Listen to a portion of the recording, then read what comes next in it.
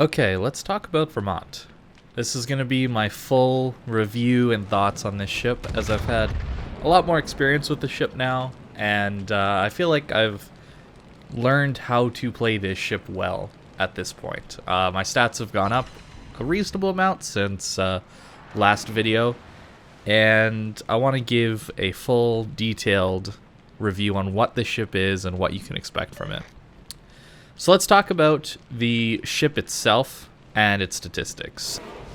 So the pros of the ship are definitely going to be in the guns. This is the big reason why you play the ship. You get 12 guns per salvo. They're 457 millimeter. Their accuracy is really, really good. You get 1.95 sigma with normal American battleship dispersion. You also get access to the 11% dispersion module, which is an American battleship thing to get them even more accurate. So these guns are more accurate than Montana, is what I'm saying. And it really does feel that way too. In-game, you can tell that it is more accurate than a Montana. The other nice thing with the guns is the range. You get 24.5 kilometers of range. And in fact, if you take a range mod, and that's kind of the build I would say you probably should take, you get 28.4 kilometers of range, and that can even reach 34.1 kilometers with spotter plane. So range is amazing on this ship. And again, because you have 457 millimeter guns, you get 30 millimeters of overmatch, which is a lot of cruisers at tier 10 these days, and it just lets you be more effective in more scenarios.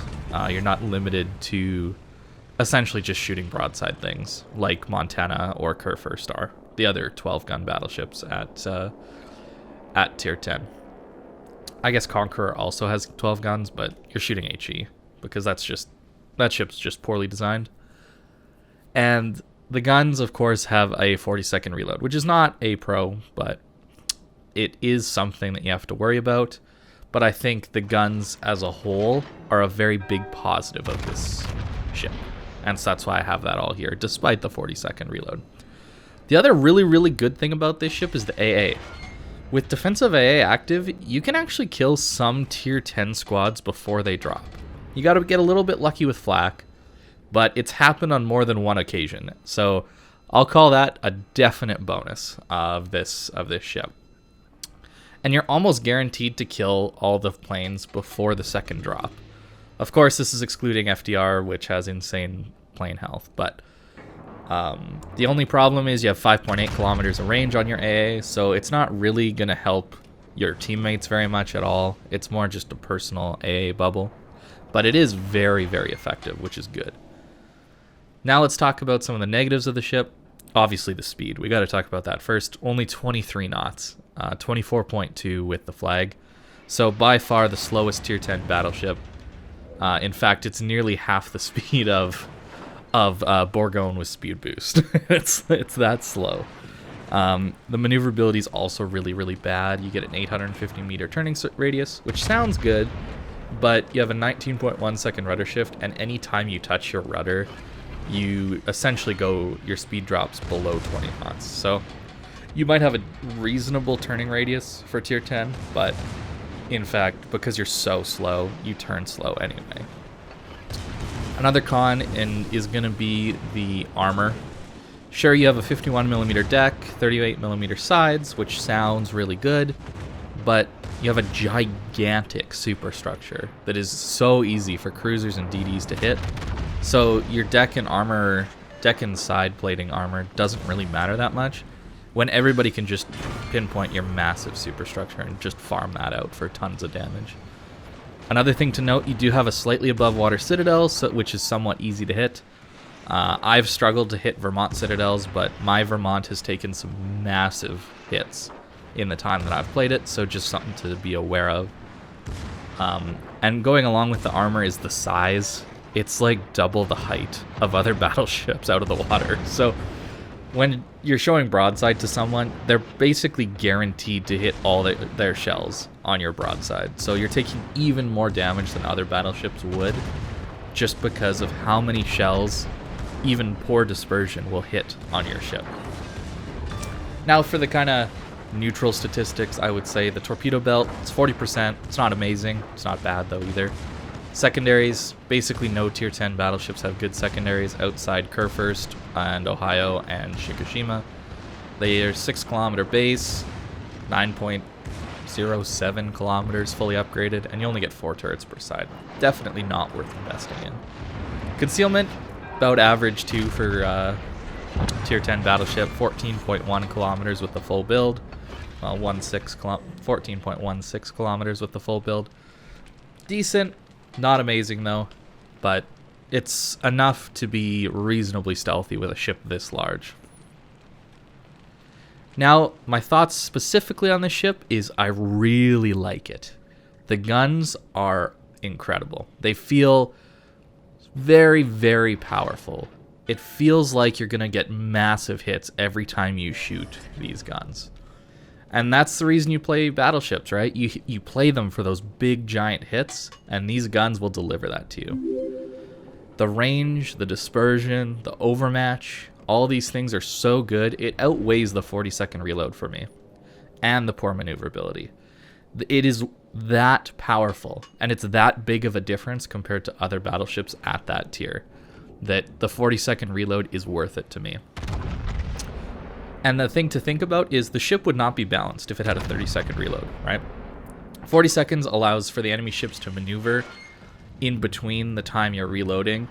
It would not be balanced to have this kind of a broadside every 30 seconds, where cruisers can barely do a full turnout in 30 seconds, right?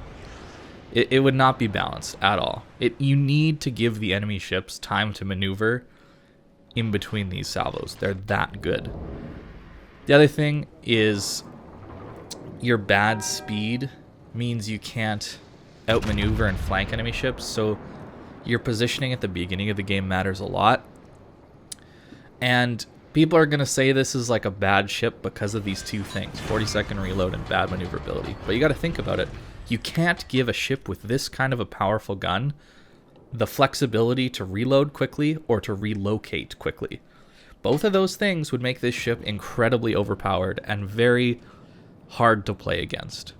And I think they've done a good job of balancing this ship. I really, really do think that. The ship is difficult to play, but it's incredibly powerful. So for a good player, you're going to feel very rewarded for positioning well and aiming well in this ship. And I really, really like that design, but you're going to be punished hard for mispositioning or missing a shot. I think this is a very, very nicely designed ship. The relatively poor armor isn't a huge deal to me, actually, because I find battleships are not very good at tanking damage in this game due to the HE spam meta, and a ship that's better at tanking than others, let's say Kremlin, is not a ship that's overpowered or really good in the meta, because tanking is not good. You don't want to take damage. You don't want to sit in the open and take damage for free. So I don't think giving a ship better or worse armor is a big deal when comparing it to other ships. It's really the guns, maneuverability, that kind of thing. In fact, maneuverability, I think, is more important than armor in how effective your ship is. Being able to reposition, being able to dodge incoming fire, all these things make a ship more effective than a ship with bad or good armor. So, despite having 51mm deck, 38mm sides, I don't really see the massive size of this ship being a huge downside. It's more the poor maneuverability is an actual downside. Now let's talk about the AA. The AA is a huge plus. I love having the ability to hurt planes when they're trying to drop you. Even though planes are essentially unlimited, I know they're not, but a player with a brain in a carrier is never going to run out of planes, okay? So the ability to essentially stop multiple drops from the same squad is so nice, and that's not a luxury very many ships have in this game. It's part of the reason I don't care too much about the downsides of this ship. The bad maneuverability, the poor size of the ship, how massive it is, the bad armor, long reload, all of that doesn't really matter, because One of the most annoying parts of this entire game is a CV constantly striking you and there's nothing you can do about it. And this ship doesn't have to worry about that. So I'm willing to put up with a lot just to not have to deal with the CV players. Now comparing this to other battleships, the guns I trust the most out of any battleship at tier 10. Their dispersion, their penetration power, their overmatch, all of these things contribute to the most consistent guns at tier 10, in my opinion. The meta of this game requires you to have 30 millimeters of overmatch. I really, really believe that. That's the only reason some battleships are good in this game. It's because they can actually somewhat deal with the cruisers. I also trust the AA the most on this ship out of any other tier 10 battleship. It's maybe not quite the best AA in the game, but it's really close. I would say it's this or Holland. It is very, very, very close. It is nice to have.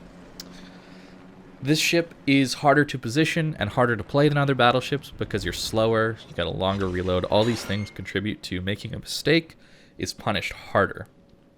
But playing well, I think, is rewarded more in this ship than other battleships. Maybe not all other battleships. Like if you're able to position a Kurfürst or an Ohio, 10 kilometers away from people, they're going to do good things. But in general, I think this ship is going to do massive damage when played well more often than other battleships. You're not relying on RNG nearly as much. And compared to other battleships, it is a lot harder to position just due to how slow it is. But this isn't too bad if you're a good player, good at positioning, and good at reading the map on where the enemy team is going to be pushing, where your team is strong, where the enemy team is strong, where you need to be. If you're good at recognizing these things early, this whole slow battleship thing isn't going to be a real big issue for you. Alright, let's talk playstyle now. Yes, this ship is going to be more of a sniping battleship just due to its slow and clumsy nature and its inability to disengage. But, like every battleship, your goal in early game is to catch broadsides. What you need to do is you need to think about the most likely route enemy ships take to the important caps near to your side. Don't go trying to cross the entire map in this ship. Try to support the flank that you spawned at. And then you want to position in a way to be able to catch that broadside and not just go to that cap to fight a bow-in fight. This is pretty standard battleship positioning, but early game, if you know the majority of the enemy team is going to angle and move towards a cap, try and catch that angle on its side rather than on its bow. At least early game. And by the 15-minute mark in the game, you should know where the enemy team is strong and where they're weak, where they're going to push and where they're more likely to just run away. Positioning to receive their push is a big thing that you can do in this ship to get a lot of damage and be really effective in this game. Sometimes it's simply running away as fast as you can just because of how slow the ship is and it just has to get away. But other times, it's positioning to catch broadsides as the enemy team pushes into the rest of your team. Right? If your team is running away from a cap, you shouldn't run towards your team to support them. You should try to get on the enemy ship's flank to support your team that's running away. That way, that'll give them multiple enemies to worry about and multiple angles to deal with. This is a really, really big thing for Vermont, as it's best when it's crushing people's broadsides. Now, you might be thinking, it's really difficult to recognize these things, and I'm just getting caught up in how slow this ship is, and I'm just getting run down and killed. Playing in the middle of the map can be a good strategy for this. Playing with your team can be a very good strategy for this. I think a lot of the games are more complex than just sitting in the middle of the map and trying to do damage from there.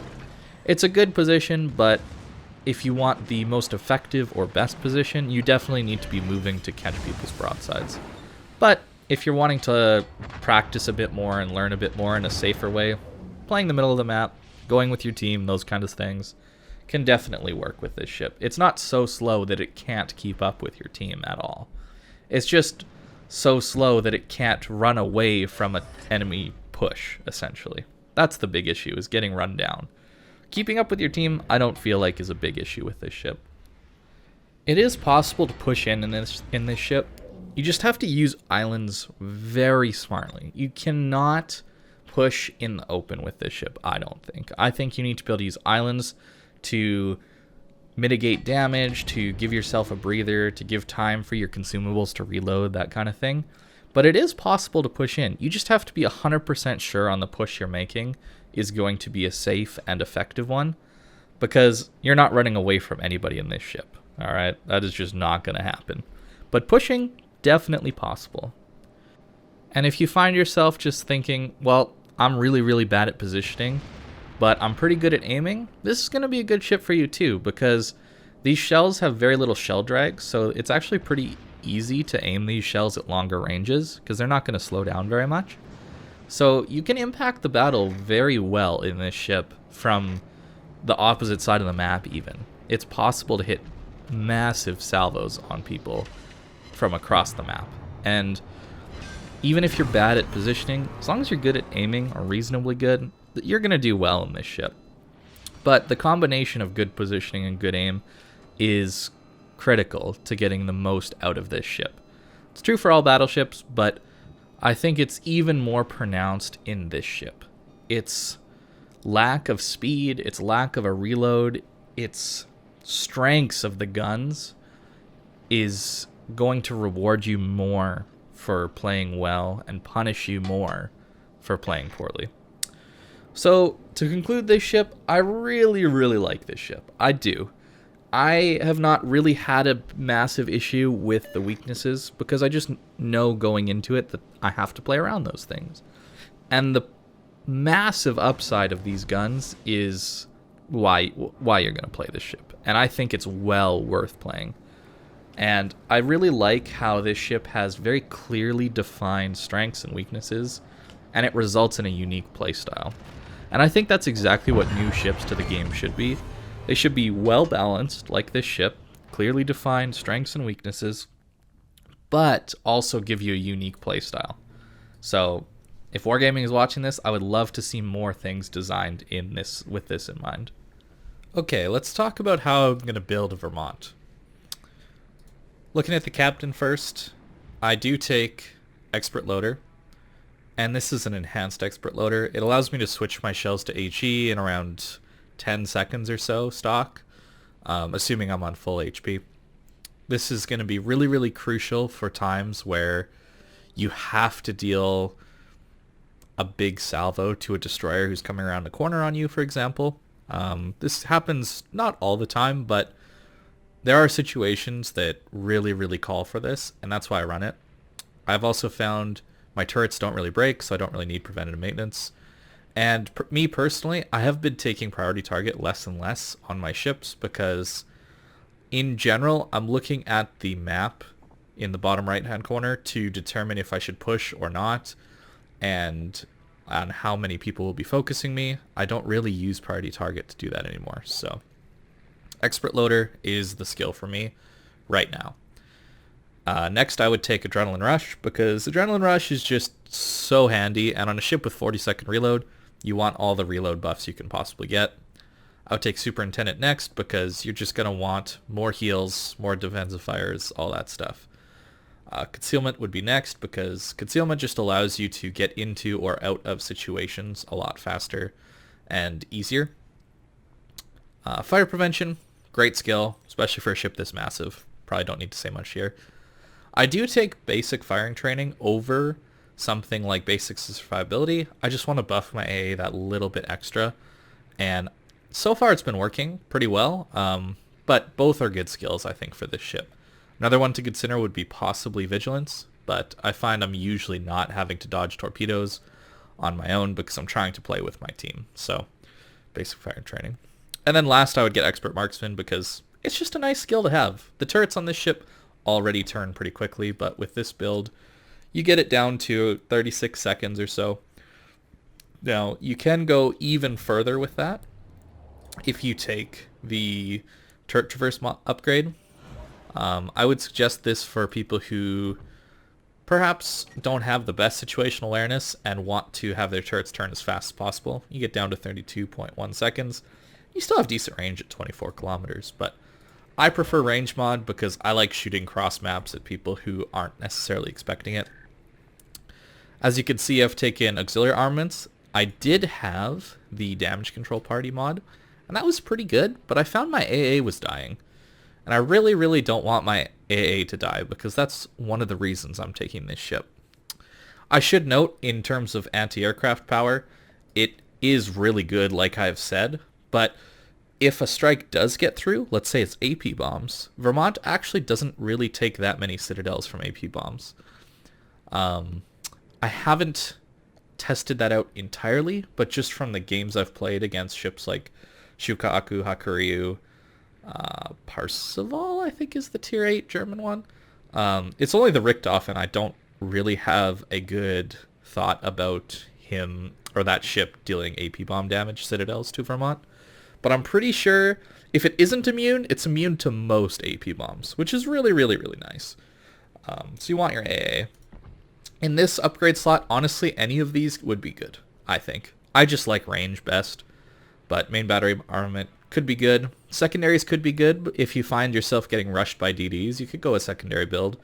I don't think secondaries are that good on this ship, but if you find yourself getting YOLO'd by DDs a lot, it's possible that secondaries could help you out there maybe a little bit, and AA guns would help you just priority sector your AA more often, but it's really these two I think are the best.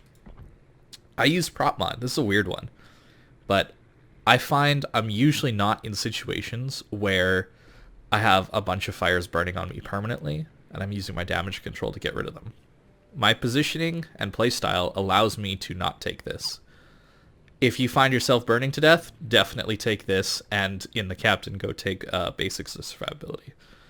I like propulsion mod because I'm often stationary in places shooting, and then I find I need to accelerate to go somewhere or dodge shells, that kind of thing, and propulsion mod allows me to do that.